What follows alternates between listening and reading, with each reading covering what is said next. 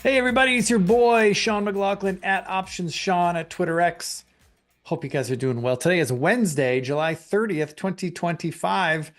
We're doing the jam session a day early. I got some travel coming up, so I'm not going to be able to do this live from my office tomorrow. So we're doing it today. I hope that's okay. And you know what?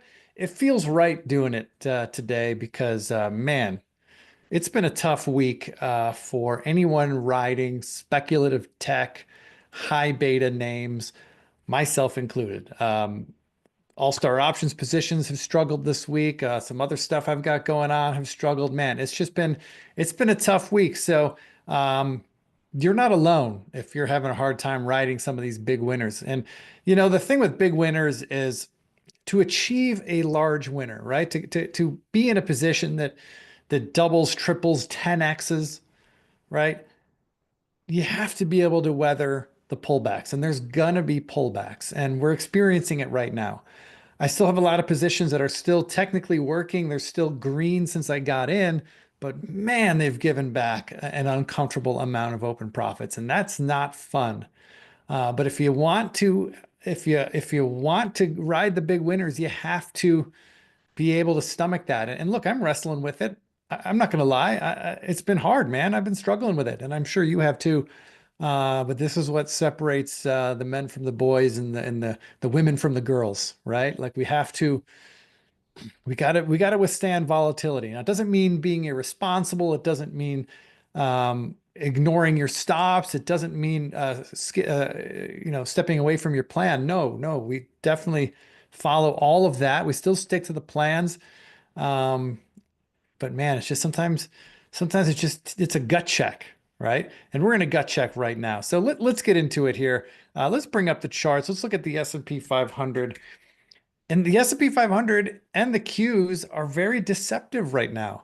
I mean, for the last 8 or 9 trading days, we've more or less gone higher. Even though yesterday we closed down in the S&P, we still intraday printed a new high, a new all-time high, right?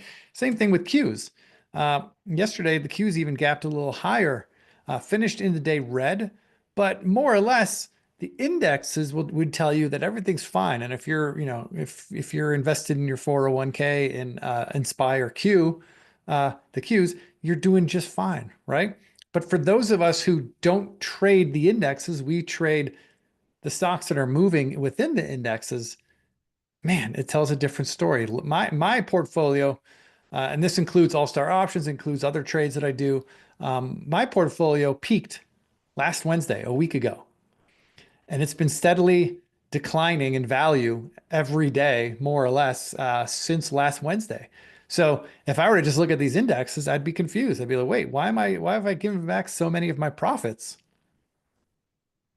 This is the game we play when we play the high beta names. All right. So let's just pull up also the VIX real quick. The VIX is, I don't know. I don't know if you could say it's telling a story, but it's painting a picture, certainly. The VIX had briefly a 14 handle on touches of each of the last 3 days. It's up today. No surprise following what happened yesterday. Plus, we have some Fed action coming up. So but the VIX is still low. A 16 handle is still very low with VIX. Does this mean we're going to rip higher from here? Probably not. Volatility mean reverts down. Certainly, whenever you have a big spike in volatility, it tends to mean revert pretty quickly, meaning come back to earth, so to speak. But just because volatility is low doesn't mean it's immediately going to spike, right? So the VIX is telling us that for now, nothing is too concerning. Yes, we have some Fed action today, and it's earnings season. But until we're given a reason to freak out right now, the market doesn't sense that there's anything worth freaking out about. All right, so let's review open positions we've closed today or closed this week. Where are they? Recently closed positions. There we go. This is a mixed bag. We have some losers, some small losers, some small winners. Let's just go in no particular order. This IBM trade sucked. There's no way to sugarcoat it. We were short. We had a mildly bullish trade on. The bet that I was making wasn't that IBM was going to squeeze higher or rip higher. All I was betting on is that these lows here that we put in back in mid-July, they were more or less going to hold. And if they didn't hold, then this 50 period moving average was certainly going to hold. That was the bet I was making. I just needed IBM to not go down big. Well, guess what? IBM went down big. This was following an earnings report. I was short a bull call spread. I was short the August 270s and long the 260s for protection. Thankfully, I had that protection. I paid 290 for that spread. The most that spread could be worth is 10 bucks. That'd be the most I'd have to buy it back. I had to buy it back for 745. That sucks. I took a loss. Not a terrible loss. It's certainly a loss my portfolio can handle. But hey, that's the game, right? So we're out of IBM. This chart for me now is broken. If my stop was 267.50, if we got below that, that was my signal that I'm early or wrong, or this trend is over. Either way, I'm out. So see you later, IBM.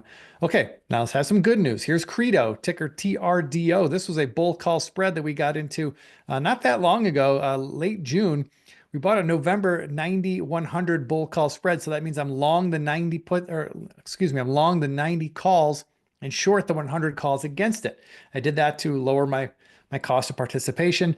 Also, I had reason to believe that this area that we're in right now might offer some at least short-term resistance. So far, the jury is out whether or not this is going to be resistance. But my rules going into this trade were I was going to exit for a profit under one of two conditions. That condition was I would sell the spread for $8. If I can get $8 for it, I would sell it. $8 is 80% of the full potential value of this spread. The most it could be worth is 10. I would be happy to sell it for 8. All right. We didn't get there. But the second condition I had was if Credo got to 110, that was my level. If we got to 110 and I'm still in the position, all right, I'm just going to sell it for whatever I can sell it for. In this case, I got 575. I wish I could have gotten more, but you know what? I still had several months until expiration. What do we got? 4 months left until expiration. I didn't want to give the market an opportunity to take it back, right? So we took our profits. Could it go higher? Yes. Could I have made another dollar perhaps in this trade? Perhaps. But I'd rather take the money now and move on to other ideas. And in the tape we've been experiencing, booking some profits certainly felt good. All right, 2 trades we exited this morning. Uber, it broke 87.50. We had a close below 87.50 yesterday. That was my signal to get out of the trade. These were October 105 calls that I paid $3 for. I got out for 115 this morning. I don't like Uber getting back into this gap. We'll keep an eye on it. This thing might set up again. Maybe we'll put a fresh new trade on, but for now, we're out of Uber. Similarly, Lemonade. This was another position we exited this morning. My stop was 37. We had a close below 37 yesterday afternoon. And so today, when we were continued to be below 37, which we still are, that was my signal. It's time to get out. Well, I paid $3.50 for this bull call spread. I closed it today for $1.38. So not total losses on either of Uber or Lemonade. And that's great, right? I say this every time, and I'm going to say it again in case you haven't heard it. Every trade that I put on, I size them, especially if they're defined risk spreads or defined risk options trades. I size my position in a way that if those positions end up being a zero, if I get nothing for them, if I can't sell them for anything, then that loss is okay within the context of the size of my portfolio. I don't want that loss to be more than 1% of my portfolio, preferably less, right? If you have a smaller account, maybe 1% is your number. Maybe you got to go a little higher. If you have a larger account, I would urge you to go even smaller, right? Maybe 50 basis points. You don't want any one trade to take you out of the game, and that's the name of the game, right? You can't have any one trade take you out of the game. You're just asking for it. It'll happen. What's that? Murphy's Law? What can happen will happen eventually over a long enough time frame or a long enough horizon. So we did not take total losses. If we did take a total loss, that's fine. We would have been okay. But anything less than a total loss is good. It's good. Lastly, I'm not out of this one yet. I don't know if I'm going to be able to get out of this one. I'm sitting on the offer to get out of this. Last I checked, these options were bid 10 cents, offered 25. We had a bad earnings reaction. I think this is an earnings reaction here in CAR. We had a bad day yesterday. It's continuing to follow through today. I paid $1.20 for these right now. I'm just trying to get out of on the offer. I think my offer is sitting there at 20 cents. Last I checked, I have not been filled. I might not get out of this one. Who knows? Who knows? Uh, but I'm trying to. So I'm not out yet. So I'm just letting you guys know I'm trying to get out of this one, but I might not. All right. So that's it for the closed trades. Thankfully, we had Credo to celebrate this week. All right, let's update some stops. We do have positions that we're sitting in some profits in, and we need to protect our position a little bit. So let's just start in no particular order. Here's Warby Parker, ticker WRBY. We're long December 30 calls. We got into these back in early June. It's going our way. I'm raising my stop now to 22. I don't want to see Warby get back below 22. That would not be good, I don't believe, for my position. I don't know. Maybe the stop's a little too tight, but given what we've seen in the portfolio over the last couple, this last 5, 6 trading days, I feel like I need to tighten my stop. So Warby is one of those. I'm raising it to 22. Next up is Viva Systems, ticker VEEV. We're long a September 250, 300 bull call spread. This position is working. We're sitting in profits. I'd like you see that line up above 300, similar to that trade in Credo. I've got 2 exits for this trade. I'll either get out of it if I could sell it for 40 or for 80% of the max value. In this case, it would be $40. Okay. It's a $50 wide spread. I'll be happy to sell it for 40. I paid $12.75 for it. So if I get 40, awesome. I got a good till cancel order out there working right now. It may get there. But if it gets to 300 first, if it completes the $300 roll and I'm still in the position I haven't hit my profit target, then I'll just bang it out for whatever I can get. It'll be a nice profit. Not sure what it'll be. Depends on when that happens. But 300 is where I'll be taking profits on this trade. I'm also raising the stop to 270. I don't want to see VEEV get below this high consolidation. This feels like a very important consolidation. It feels very bullish to me. But if something were to happen and this thing were to reverse, and yesterday was kind of like a warning shot, this big ugly red candle yesterday did not feel good. If we get back below 270, I think we gotta scatter, gotta run, and hopefully we can still get out with some profits. I don't know how many profits it'll be at that point, maybe a few bucks, but it should be a winning trade, barring any disaster. All right, next up, next NAV, ticker NN. I'm long September 15-20 bull call spread. I'm raising my stop now to 14. This pullback that we saw last week where it dug in just above its rising 50-period moving average, that feels like a very significant level. 14 also corresponds with some upper resistance that we had most of the calendar year so far this year. So 14 feels significant. That's where my new stop is in next NAV. Next up, ICE. Good to see a stock breaking out, right? This is good. I'm liking the way this chart's looking. But I'm also going to raise my stop to 177. Don't want to see this one roll back on me. This is another one, kind of like the Warby Parker, where maybe I'm moving my stop a little too tight. I don't know, but 177 feels right to me. The way this thing consolidated over the last 3 months, just kind of a slow grind higher with finally breaking out last week and continuing today. This feels like this is a base that I don't want to see the stock come back through. All right, so 177 is the stop. Lastly, Corteva. This one, I think we're sitting in some open profits here, very small, if anything. We're long the December 80 calls. We paid $2 for them. Man, we were having a great run here up until about July 3rd. And we had perhaps a foretelling sell-off. We'll see. But I'm now raising my stop just below where that previous sell-off landed. If this thing rolls over and follows through below 71.50, that would be a very bearish development for this trade. So that's my stop. I'll be out of this trade if we break below 71.50. Whew. All right, that's our updated stops. Lastly, let's also cover some new trades we've put on since we last spoke last week. And in no particular, sorry, that's not what I wanted to say. I want to say that if you want the trade details for these trades, you can find them at allstarcharts.com. Head to the member section, head to the options section. You'll get all the details, the whole setup, what I like about the trade, what option strategy I'm using to participate in my thesis, how I'm managing risk, where I may or may not be taking profits. All of those details are in the blog so that you can make the trade your own. You could either do it the way I do it, or you could do your own little tweaks.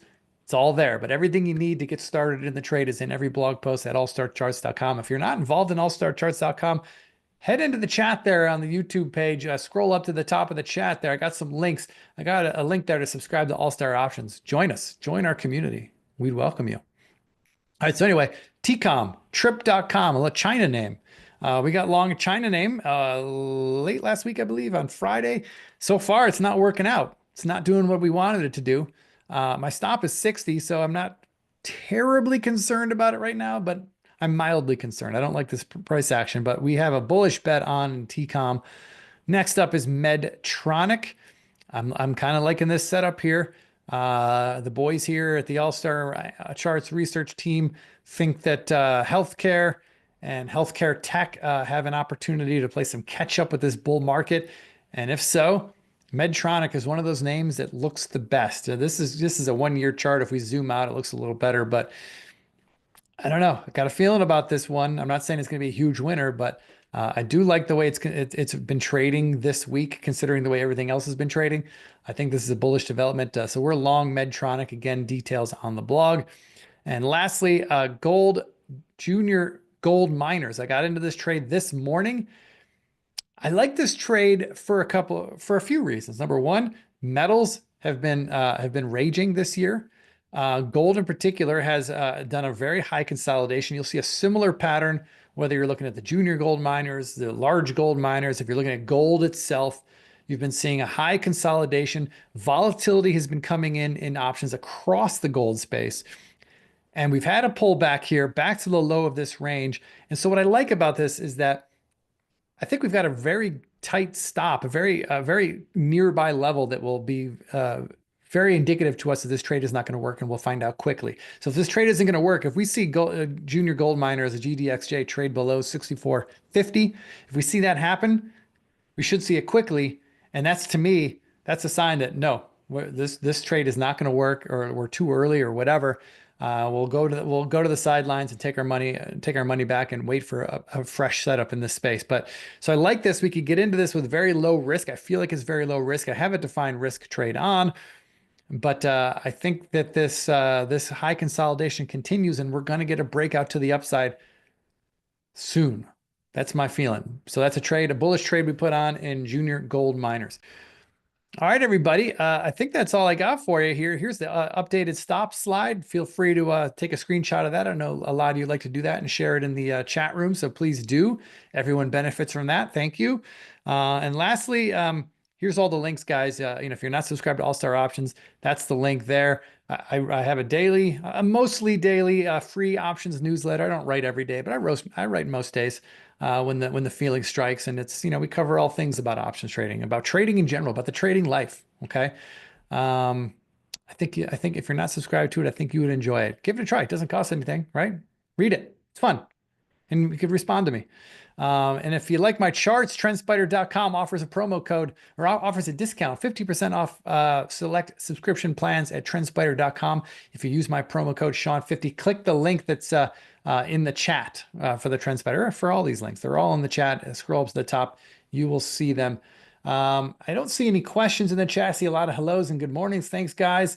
MJ, really been digging the trader posts you've been sharing. Awesome. He's talking about my newsletter, guys. The newsletter, we talk about real stuff. So I'm glad you're digging into it. Yeah. All right. So everybody have a great rest of your week. I'll be jumping on an airplane later tonight and heading to the woods in upstate New York. I'll still be working. I'll have Wi-Fi. I'll be available. So reach out if you need anything. So I guess I'm getting kind of an early start on my weekend. So the rest of you guys have the great rest of your week and a great weekend. And it's still summer. Let's enjoy it, baby. All right. Take care, everybody. I'll see you next time.